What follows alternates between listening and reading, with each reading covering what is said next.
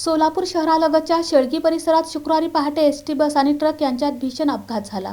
या दुर्घटनेत एसटी चालकाने एका महिला प्रवाशाचा जागीच मृत्यू झाला असून सुमारे 10 प्रवासी जखमी झाले आहेत।